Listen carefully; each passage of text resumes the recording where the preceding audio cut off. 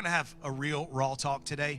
And this is what I love about our church, is that we're not afraid to tackle difficult issues that maybe other churches have issues with just even discussing in a congregation setting.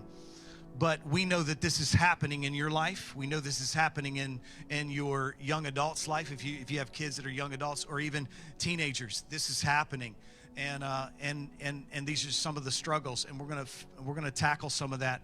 I'm not today. I get to get out of the way today, but I want to introduce to you Pastor Jonathan Prethero. But also, I want you to give a warm central welcome to a guy that I love tremendously and is making a great impact outside the church, inside the church, but also outside the church.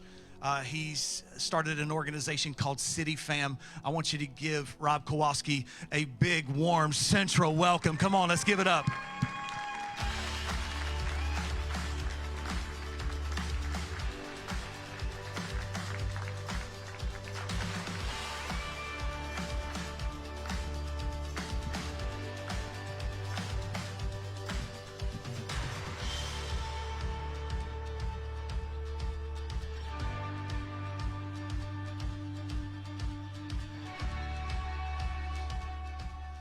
Yes.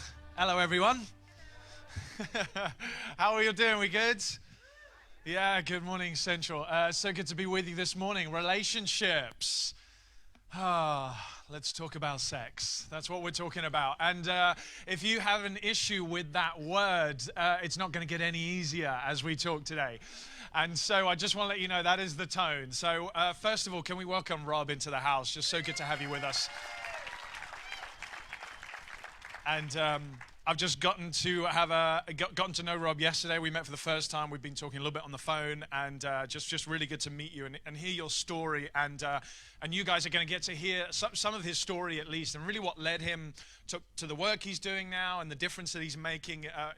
Like Pastor Larry said, within the church, but also in the secular context particularly, which can be a difficult environment to go in and talk about this issue of sex. And so a couple of things I just want to say. First off, it's real talk today. And so if you struggle with these kinds of words, we love you, but we're not going to not talk about them because we're in church, right? And church literally means humans. So it's a gathering of the humans, and we're going to talk about things that humans struggle with. I always laugh when people say they don't like going to church. I'm like, well, of course you don't. It's full of humans. That's what it is. We always struggle with humans and in our relationships. And so we're talking about pornography. We're talking about masturbation. We're talking about sex. And just these words are coming up. And so just remember, they're just words. It's okay. Get the squirms out now. And so we want to talk about these issues because they're massive in our culture today. And one other thing I want to do just before we hear from Rob, I just wanted to read a scripture from Genesis, which really, for me at least, lays the platform, because we're appealing to Genesis creation order that God puts in place. All of this really comes back and ties back into what God first set up in Genesis. So I'm reading here from Genesis 2, and I'm starting from verse 21, and this is what it says. So the Lord God caused man to fall into a deep sleep. And while he was sleeping, he took one of man's ribs and then closed up the place with flesh. Then the Lord God made woman from the rib he had taken out of the man, and he brought her to the man. And the man said, and this is where Adam gets into a bit of poetry here, because this is what we do when you lay eyes on your love. On the one that you immediately adore and are infatuated with, and he just is beautiful. It comes out of him. It's just this poetry, and he just says, "This is now bone of my bones, flesh of my flesh. She should be called woman, for she was taken out of man, and that is why man leaves his father and mother and is united to his wife, and they become one flesh." So it's in that order. It's man becoming husband and wife, and then they become one flesh, and they were both naked and they felt no shame. So Rob, we have a fantastic speaker with us today. Rob, why don't you introduce yourself and just kind of maybe a bit about your journey, because your journey is very interesting. I think it's fair to say that you probably did everything wrong, as you possibly could do wrong, but the way that you found a way out of that and to what you're doing now. So thank you. Before I start, can we put our hands together for the pastors for having the courage to have me up here? This is the first church that I've ever spoke at, so it takes a lot of boldness on their part. So, my name's Rob. I was born and raised here in Baltimore. My mom got pregnant with me at 14 years old, and against the advice of some people that told her to abort me, she decided to have me. Obviously, I wouldn't be here. But I was raised without a male role model. My dad was never in the picture, and she was working, a job or two all the time, and I just kind of raised myself and taught myself how to be a man from watching television and movies mostly. And I can remember from a young age thinking that, if I was good with girls, that would validate me as being a man, because I was an insecure kid. And I remember when I was about 15 years old, I came home, there was a VCR tape, some of y'all know what those are, laying on the coffee table, and I didn't know what it was. My mom had rented it with her friends, and I went over, I popped it in the VCR, and all of a sudden on the television were male strippers. And I thought to myself, that's what I want to be when I grow up. I swear it's true. Some kids want to be cops, others astronauts. I wanted to be a male stripper. So, became sexually active not long after that.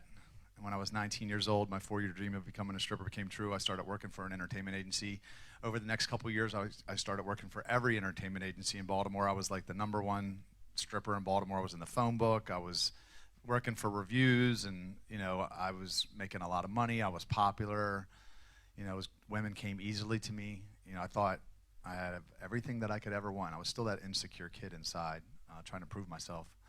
But I started to see the consequences of that fast life, specifically in my relationships with women. And they would always start the same way. We would start by having sex quickly, and then one of two things would always happen. Either I would immediately lose interest, or the second thing that happened is we would continue sleeping together, and we would drift into a relationship, but the relationship was never really that good. It always felt like something was missing. I'd be looking over my shoulder at other women, wondering if I could be happier with them. Eventually, I'd be looking at pornography, cheating, but stuck in something that I couldn't get out of, and then when it finally end, it was messy and painful. My first girlfriend, same thing. Had sex on the first date, drifted into a relationship, felt like something was missing, tried to ignore it. It lasted 4 years until I finally got the courage to go home, worked up the courage to go home to the house we lived in, and I said, I'm not sure if I'm in love with you. She broke down and started bawling. I started bawling. About a month later, we broke up. She started dating somebody else. To my surprise, it threw me into a deep depression, because I was like, it just made me crazy, and I was convinced I had to have her back. I started pursuing her, calling her, texting her, told her everything would be different this time. She eventually came back to me, and everything was great for about 2 weeks. And then it returned to the way it was before, same dynamics. Felt like something was missing, looking at pornography, cheating eventually again. Worked up the courage again about a year later to go home, tell her I'm not sure if I'm in love with you. She starts crying, I start crying, break up not long after. She starts dating somebody else. Guess what happened to me? I got really depressed again. So depressed this time that I went all in. I said, try to convince her to come back. I said, whatever you want, I'll do. I said, we'll get engaged, I'll quit stripping, whatever you want. Fortunately for both of us, she didn't come back. She ended up marrying that guy. But when I got out of it, what it taught me was, like, it's kind of impossible to know if you're really in love when you're having sex, because it feels like it sometimes, But I was caught in something that I didn't have any control over. I knew that I was caught in something the second time, but I didn't have any control, like I said, over my emotions. So after that, I started working in the nightlife. Started promoting nightclubs, opening nightclubs in downtown Baltimore and in D.C. I was like running nightlife in Baltimore. Now I'm making more money. I'm even more popular, more women. And I thought, I'm not going to get caught in that relationship trap again until my second relationship. Started the same way. Had sex quickly, drifted into a relationship, felt like something was missing, eventually looking at pornography, cheating. And then I was just like, maybe something's wrong with me. Maybe I'm just not a one-woman man, or, maybe human beings aren't supposed to be monogamous. Maybe that's it. That's what you hear people say that, right? I started wondering all these things. All I knew is I couldn't make myself only have eyes for them, and I wanted to. I really wanted to fall in love with them and feel this way, but I couldn't do it. I couldn't make myself, and I didn't know why until March of 2000. It was the first time I ever heard God's voice in my life, and he spoke to me, and he basically said, if you start doing relationships my way, you'll be able to find true love. And it was radical realization because I never even considered that that was the problem. I thought something was wrong with me. It was the way I was starting my relationships that was the problem. So after that, I committed to following Jesus, became a Christian, was abstinent for the next 6 years. I went from being the worst guy in the city on that to being completely abstinent for 6 years. And I'd like to tell you that after 6 years, I met my wife, and now we live happily ever after. But that's actually not true. I backslid. I backslid after 6 years because I got so lonely and depressed. I was like, I didn't even know what to do with myself. So eventually, I went back to the bars because that was the only place I knew people were that I could relate to on the weekends. Started picking up my old bad habits and became sexually active again until my last relationship, which was in 2011. I was dating a girl. Terrible relationship. Good sex life, bad relationship. Had, over the course of 2 years, we probably broke up 20 times. We'd break up, get back together a week or two later. It was just back and forth. So I was getting myself back, rededicating myself. I was getting back involved with the church, closer to God. And as I was doing this, God was convicting me of the sex. He was telling me, I expect more from you. You could do better than this. I tried to ignore it, how we do. And he made it really clear. I'll tell you a story. One day, we were fooling around at her place. We were about to have sex. And I said, hold on, let me put some music on. I went over and grabbed the remote. And I hit, if you don't know, everything above 400 on Comcast in Baltimore is music stations. So I went over and I hit 411 because it was fast to hit 11. And I wanted to get to it, to be honest. And gospel music comes on. And I'm like, oh, crap. I talk about a mood killer. I said, oh, hold on. I grabbed the remote. To worship you, I live. Yeah. I grabbed the remote. I went down one station. And I swear this is true. It was old school R&B. I'll never forget it. And the very first lyrics that came on the song was, temptation's going to get me every time. I was like, oh, God. If only God would send us more signs. Right? So I was like, okay, I'm going to try this again. But I said, first I had a very honest conversation with God. I remember this distinctly where I said, look, God, I'm going to try this again your way. But if I'm convinced, if I'm in love with her, convince me, and I'll marry her. But if I'm not in love, convince me of that and help us break up because we can't do it ourselves.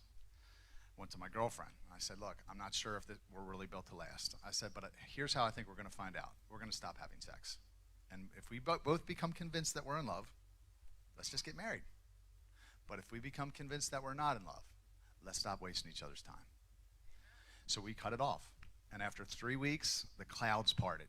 And I could see clear, and so could she, and we broke up, And about a month later, she got pregnant by her neighbor, and now she lives in Florida with her baby. And I'm like, phew, dodge that bullet. It's true. And God did exactly for me what I asked. And what I did at that point was I decided I was going to stop putting all that energy and that time into bad relationships and the wrong people, and I was going to put it into me now. I started meeting with a life coach. Lori Lockamy was my life coach. Chris Lockamy's wife, if you know her from Epic Church, friend of Central. And she helped me get clear about my purpose, get a vision statement for my life. And I read it every morning.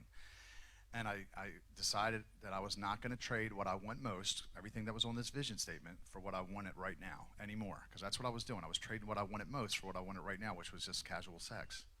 And I just put all that energy into myself. And I started a nonprofit called City Fam, which Pastor Larry told you about. And many of y'all probably don't know this, but Central gave us a sizable monetary donation when we were just starting and helped us start that organization. So thank you to all of you, because if it wasn't for you, I don't know if we would have made it.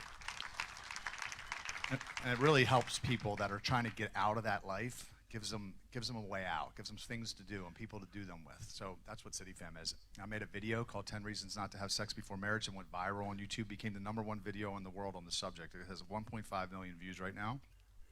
And then I wrote a book called Why Waiting Works, and it became a bestseller on Amazon, won the best book for Baltimore Sun's Reader's Choice poll last year, made my mom very proud. And but I say all that to say, I just became the best version of myself. But it all started with this one decision to get obedient in this one area of my life. Everything else spawned out from that, which is why I share it. Is I don't think there's any sin that's more destructive than sexual sin. Nothing has the potential to rob you of your full potential like sexual sin does, which is why the Bible categorizes it all on a class all its own. It says all other sins a person commits outside the body, but a person that sins sexually sins against their own body. So it's very unique, And I'm just really passionate about sharing the message because I can explain it in a way that's practical, in a way that it was never explained to me when I was younger. You know, I went to church and they said don't have sex, but they didn't tell you why, you know? And I needed somebody to tell me why. I don't even know if I would have listened, to be honest, but I might have, you know what I mean? And it's such a practical decision. That's why, you know, that's why I'm here and why I'm passionate about sharing it. Yeah, absolutely. Well, I mean, so super interesting story, obviously. There's lots of questions we could ask. Sorry, my mind. I like that you talk about practicalities, and I probably should have prefaced this in the beginning. When we're talking about sexual immorality, first off, none of us get a free pass on that. As in all of us are guilty of some form of sexual immorality, okay?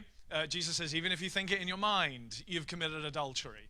So all of us just need to be careful not to sit up on moral high horses and point the finger. That's just not the kind of church we are.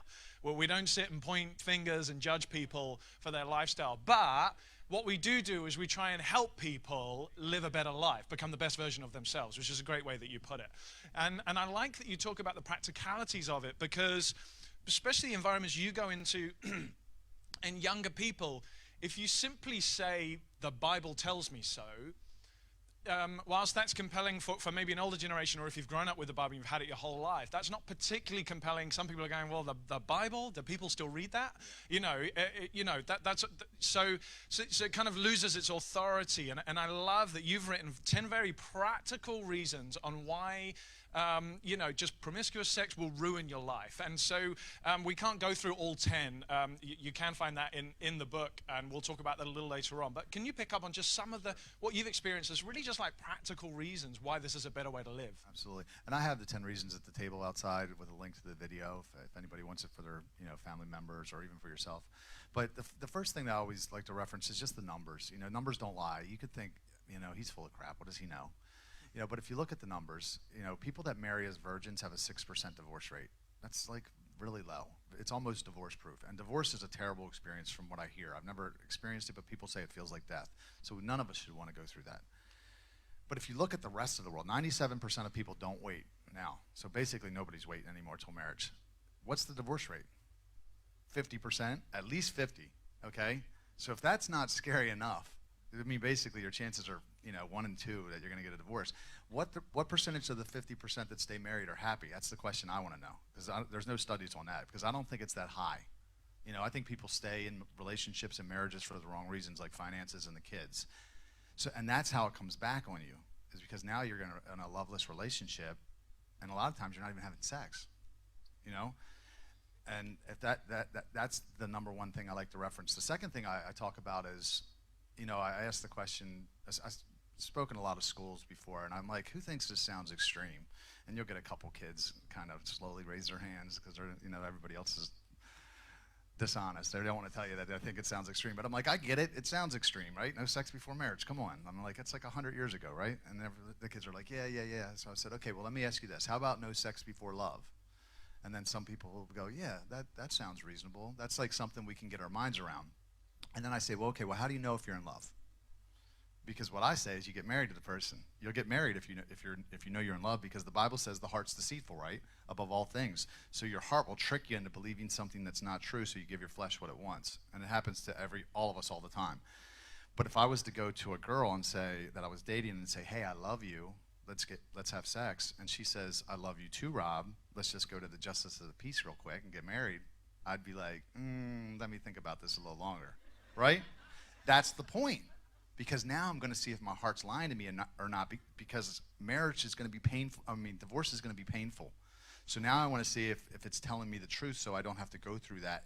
And that was the point. That's why God gave us marriage, so we don't get wrapped up into something complicated with the wrong person. And next thing you know, 50 years go by, and you're that couple at the diner that's not talking to each other anymore. We've all seen it, you know? Yeah, absolutely. And I think, like, a lot of the time, like, you really talk about sex can just mask a lot of problems. Like, rather than dealing with the issue, I'm just going to hide it up with this. And we know those couples as well that psychologically they call it limerence, which is where you're so infatuated with someone you miss obvious character flaws, which everybody else can see. That's why everyone's going, leave him. Run away from her, she crazy. And you don't see it. You don't see it at all because it's like, I just so in love. And it's not love, it's infatuation. Because a biblical definition of love has really nothing to do with feelings. It's a choice. And so it's much deeper. And if you want, go and read Paul's dissertation on love and what it really is if you need a new definition of love. That's super helpful in 1 Corinthians 13. Anyway, so a couple of other points. You got 10 here. One of the ones that I found fascinating that jumped out at me was this transfer of control. And that's all I'm going to say. I'm going to let you do the talking. Yeah, and this is my favorite one to talk about. And it's really important for women to understand this one because, coming into a relationship, men and women are in control of different things initially. Women are going to say when we have sex 99% of the time, right? Because if you boil it down all the way to the core, a man and a woman, we are different. I know the culture out there is trying to confuse everything and pretend like everything's the same. We're equal, but not the same. Women want security and men want sex. Sometimes women get mad at me when I say that. Doesn't mean that women don't like sex. Doesn't mean that men don't like security. But at our core, we're different, and I can prove it to you. Like, if we are, dating, who says when we have sex? A woman, right? 99% of the time, a woman's going to say when. Who's going to decide when we get married? The man. He proposes. It's the reason that prostitution is the world's oldest profession. There's reasons for all this.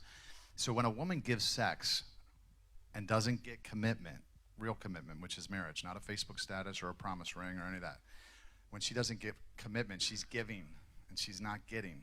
And the man's getting and he's not giving, which is, again, why the world looks at the man as a stud and the woman as a hoe.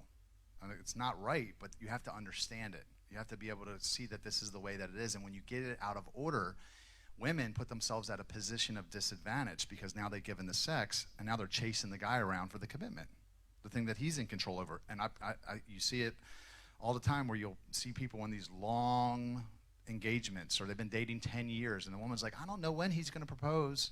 I'm like, well, he ain't in no rush. You're giving him the sex. And so that is a very important, because I think a lot of times women think that men think like they do, and we don't. We're different. We think different than y'all do. And a man, I think the number one thing that stops a woman from doing this, from women in general, from making this stand, is they think fear. They think, who's going to wait? Nobody's going to wait. Nobody waits anymore. I'll never find anybody. And this is what I tell women. I encourage them. If a woman would have told the old me that they were waiting, I would have been like, deuces, I'm out, right? If a woman tells me she's waiting now, you know what I do? It intrigues me. I lean in. I'm like, ooh, there's a unicorn, And so what it'll do is it'll help you get rid of the duds and attract the right one faster. You might have to be single a little longer, I'm not going to lie, but you'll get to the right one faster. You know what if a woman tells me she's not waiting now, you know what I do? Deuces. I don't want a girl that's been out. I've been waiting. I've been working on myself. So you're going to attract a higher quality person if you wait. Yeah, absolutely. I always tell, and this is, I don't mean to sound rude, but always tell women, like, be careful what you even wear as well, because if you wear those certain things and you attract a lusty guy, don't be surprised when you have a lusty guy. You're fishing with the wrong bait. Right, exactly. Yeah, right. I sometimes wonder why people go fishing in the sewers. Yeah. You're going to catch something yuck. Yeah.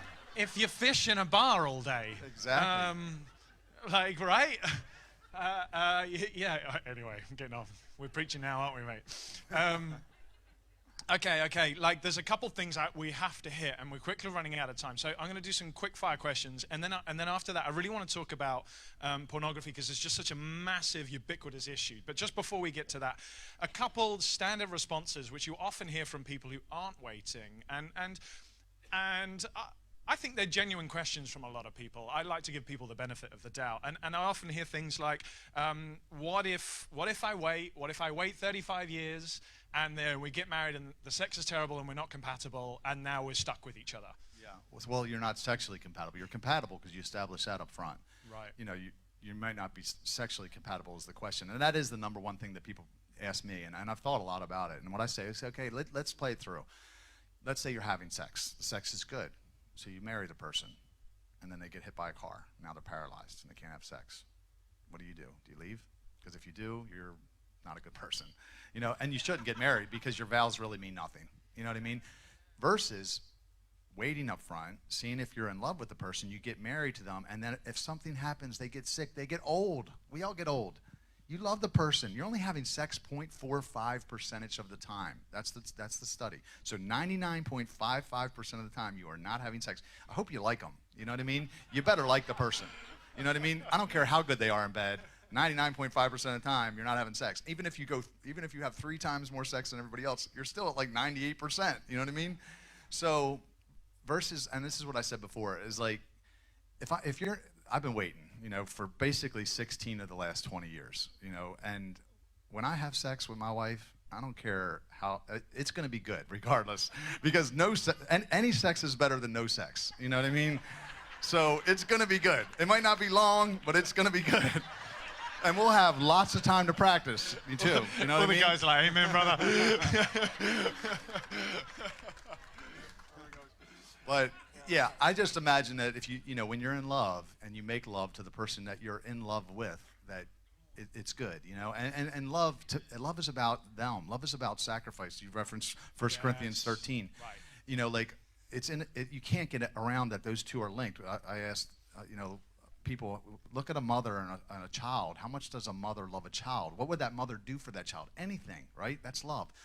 Not, do they tickle me right? Oh, they didn't tickle me right. That's lust. You know, that's not love. If you're in love with the person, you'll work around it. You know what I mean? So it's just a lie from the enemy. Yeah, absolutely. I think that's a really good way to put it, that love is about them, not about what can I get. So much of our relationships are a consumeristic relationships. What am I going to get out of this? What am I going to benefit with this transaction? And of course, love is the opposite. It's about, what can I pour into this transaction? What am I going to be able to give you? It's a great way to put it. Okay, do you think abstinence, is that going to, in your experience, does it rush people into marriage? Like, hey, come on now, you've been dating a year. Lots of people are starting to say, oh, you know, they're talking now. Like, and does abstinence actually pressure people into committing to a lifelong relationship that they may not be ready for? Right. Yeah. I don't think the studies show that. I mean, the numbers kind of show the opposite, that, you know, people that have sex up front, they have a much higher rate of divorce. So I don't condone people, you know, getting married to have sex, but I think that you're able to evaluate the relationship a lot more clearly when you're not having sex. You talk about red flags. You don't see the red flags. My last relationship, when we were physical, it kind of felt like we were in love, you know, at times, and then we'd break up and we'd get back together, and, you know, when I cut it off, that's when everything started to become clear. So I would say, you know, definitely don't get married to have sex. You know, that's not smart. But I think why it works so well is because, as bad as I want the pleasure of sex, I equally don't want the pain of a divorce. It's like, it's perfect equal, you know? I mean, and I'm a perfect test experiment. I've done both sides now. And I'm surrounded by girls that, you know, that are okay with having sex. They don't have the same standard. And I get tempted. I'm a human. And I'm like, ooh, I'd really like to, but I don't want that. I wouldn't be willing to sign the contract. That's basically what I asked myself. Would you sign the contract, the marriage contract, to have sex with that girl? And I'm like, no, I won't. But I imagine that one day a girl's going to come along and I'll be like, yes, I will. And I'll be real happy to sign it. That's the point. You know what I mean? That's what marriage does for you, because you're like, it makes you evaluate, makes you weigh it before you get involved in something really complicated. Yeah, good. And just so, you know, in a culture today that is so promiscuous, I don't actually even think it's a culture today. I think that's just a truth of human sexuality. We're always been pretty promiscuous, it just comes out in different forms. There's just such a devaluing of the self when you say, I will give myself to you and to you and to you and to you. Like, what that dehumanizes with inside of yourself and other people. I want to talk about pornography, because I think pornography is a growing issue now, simply because we have it on our phones. Every teenager has it in their back pocket. It's free, it's accessible.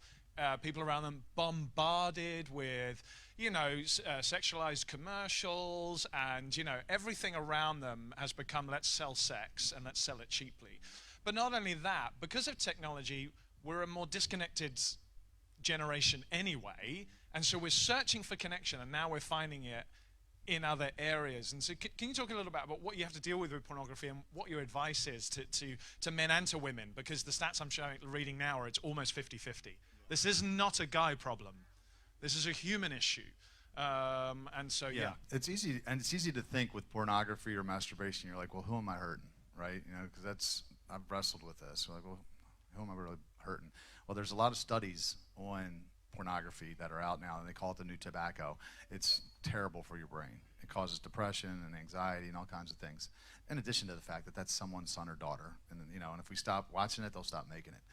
So, you know, definitely don't want to feed that poison into your brain. In addition to that, masturbation even, which is, you know, less harmful but still a sin. You know, Jesus talks about if you lust after a woman in your mind's eye, you commit adultery in your heart. So you're sinning, you know, because you're thinking about something. And you start to establish a pattern where if you're thinking about something, you're more likely to act on something, you know, and if you act on it, it could become a habit, and then next thing you know, you're Charlie Sheen. You know what I mean? He's the punchline. I always say, people laugh when I say that now, but if you remember 20 years ago, men envy Charlie Sheen. He's a shell of himself, right? So that animal can spiral out of control and cause a brush fire and just destroy your life. So you really want to kind of nip it at the bud. But, you know, I would suggest people look up NoFap. It's just tons of studies on that about how they call it seminal retention, where if you hold it, there's so many positive benefits to it. But I just believe, I look back at when I really got serious about this, I did not know my purpose. That to me is the biggest benefit of not only getting obedient and you know, as far as sleeping with people, but also just, you know, purity in my thoughts, is, you know, God revealed my purpose to me. I didn't know what it was 8 years ago, you know. I thought I was going to own a corner bar in Canton or something. I really didn't know. But as I got obedient, God started to show me all these different things, you know, and it got bigger and clearer and better. And, you know, I'm getting ready to do a UK tour in a week from now for 3 months, like this, you know, and I didn't know about all that. So when I think about that verse, you know, Romans 12:2, do not be conformed any longer to the pattern of the world, but be transformed by the renewing of your mind, and then you will know the good, perfect, and pleasing will of God. So you won't know until you get your mind renewed. So if you're thinking about this stuff, watching porn, you're not having your mind renewed. You're basically conforming to the pattern of the world. In addition, I just want to share one more thing that popped up in my mind is that a verse where it talks about sexual immorality in the New Testament. It says, let no one be sexually immoral or godless like Esau, who traded his birthright for a bowl of stew. First time I read that, I was like, what does Jacob and Esau have to do with sex? But if you think about it, Esau came in, he had a birthright, something permanent, a blessing that would have been his whole life. He traded it for a bowl of stew, something temporary. So that's what we do when you have sex outside of marriage. You are trading your purpose and your life partner, potentially, your soulmate, for a piece of butt. You know, that's what you're doing. Something temporary, and guess what? In a few hours, you're going to be hungry again or horny again. And that's what the world does. And it just causes people so much pain on the back end. Yeah, you know, when it comes to pornography, I always say it's people get the intimacy without the responsibility, which is so much of what you're saying is people are longing for connection. They're longing to be touched, to be felt, to be seen, to be heard. They want the intimacy. But a lot of guys in particular, and women, they don't want the responsibility of a relationship. They don't want the mess. They don't want the heartache. They don't want the pain of having to actually look at yourself and look at another partner and go, I'm choosing to still love you, even though I see all the ugly side. And it is just extremely detrimental. We've got to wrap up because we're running out of time. Is this helpful, by the way, to anybody? Yeah. And you know, even if you've been married for 40 years, I hope that this gives you some tools to be able to have a conversation with your kids or with nephews or with friends or with somebody else. So if you're going, this doesn't apply strictly to me, I hope you're finding, or when you look at it on a deeper level, just scratch beneath the surface, you'll see that this could be light. This could be a conversation opener for you to be able to talk and to share into somebody's life. And just a couple, just finish on two things. I know we've got to wrap up. What would you want to leave people with? Because I know you talked about how loneliness was so detrimental to you. And so what is it you always want to tell people at the end of these kind of sessions? Yeah. First off, I want to say, if you've made the mistake, if you're in the room, it's not too late. I'm the prime example. It doesn't matter if you're in a relationship now and if you're married, don't wait. Let me just put that out there. Not condoning that. But if you've made that mistake, it's not too late to start. Again, like I said, I'm a prime example. It still works. But I would say that you can't do this alone. You know, you have to be in community. I tried my first 6 years. I did a lot of social isolation. My whole strategy, honestly, was, okay, stay out of trouble, don't sin. God will give you a wife, and you won't be lonely anymore. And that's what I thought would happen, and it didn't happen. After 6 years, I backslid. So I would say, if you're on this journey or thinking about going on this journey, 3 things. 1, find a great church. You've already done that. 2nd, get into a small group. If you're not in a small group, get into one. It doesn't have to be the first one you go to. Go to a different one every week till you find a group of people that you're like, these are my people. I love you guys. You know, that's who you want to plug in with. Start going to a small group. 3rd thing, get on leadership. Even if it's the parking lot greeter, do something here. Be part of the solution, because it just speeds up the process. I started greeting at Epic, and I was like, I couldn't go out and drink on Saturday night because I had to be in church on Sunday. Didn't want to smell like alcohol, look like a hypocrite, and just sped up everything. So I would say get on leadership, and that'll also help you form community. So those 3 things is what I would leave you with. That's very practical. Yeah, awesome. Can we just give Rob just a round of applause? Thank you so much for coming. Really appreciate you. Just before we wrap up, a couple of things on what he was saying. You know, when it comes to groups, the most important thing I found about this, again, I want to reiterate, this isn't about judgment. This isn't about condemnation. This isn't about pointing the finger saying, look how terrible, what an awful sinner you are. This is about helping each other through relationship do life as best we can. Are you following me there?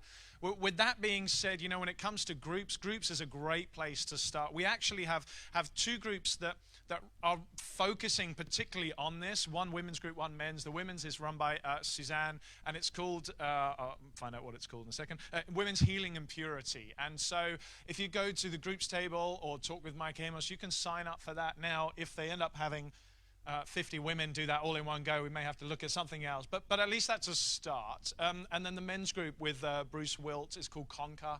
And I believe that's right. Yeah, so you can sign up for those specifically if you want to talk about these issues. But otherwise, just get into a group. Find people that you're comfortable with where you can talk, because it's about light shining into darkness. With this issue, everyone wants to hide it up. Everybody's shameful about it. It sits in the dark, and then we sit alone and isolated with it, and that's where the enemy just destroys us, and we spiral. What starts off as just one little thing all of a sudden becomes an addiction, or becomes, you know, a lifestyle of promiscuity. And so we want to keep making sure that we're accountable to each other. Is that okay? And so, and also, Rob's going to be outside with his book as well, Why Waiting Works. So if you want to find out more, you want to have conversation with your kids, you know, I think this is could be a helpful tool for you guys. And he lists, I'm assuming all 10 things are in this book, correct? Yeah, ish. Not in an order, but yeah, lots of tools for us. So.